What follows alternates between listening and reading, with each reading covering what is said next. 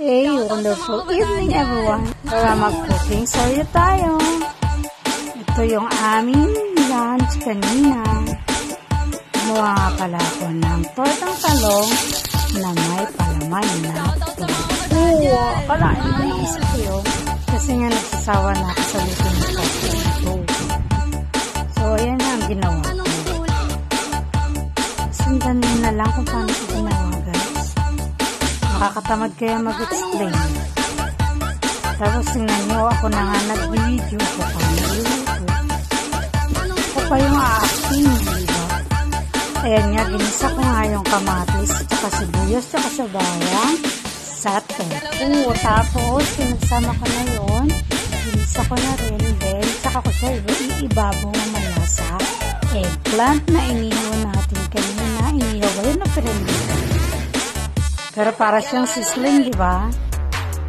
Ayan talaga yung purpose ng oven pan na ginamit ko. Kasi para siyang sizzling. Mabango siya habang piniprito para siyang inihaw na din. Ayan, tapos siya ako binuhusan ng egg. And then, ayan. Alam mo, ang sarap pala nito.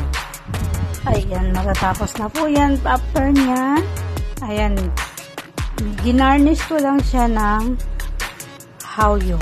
Hawyo is oyster sauce. Tapos ito naman ang susunod natin, no?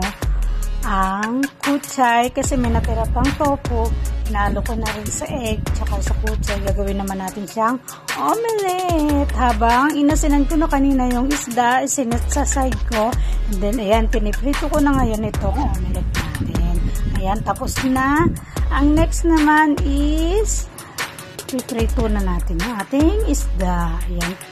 Cooking series nga, diba? Kaya tuloy-tuloy ito. Ito naman ang sabaw natin ngayon. Ang sabaw nila ngayon is yung kundol. Ayan. Tapos nagluto rin ako ng toge. Ayan. Gisa-gisa lang lahat ng gulay dito ay gisa-gisa lang.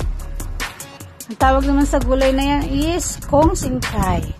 Ayan. Luto na. Thank you for watching.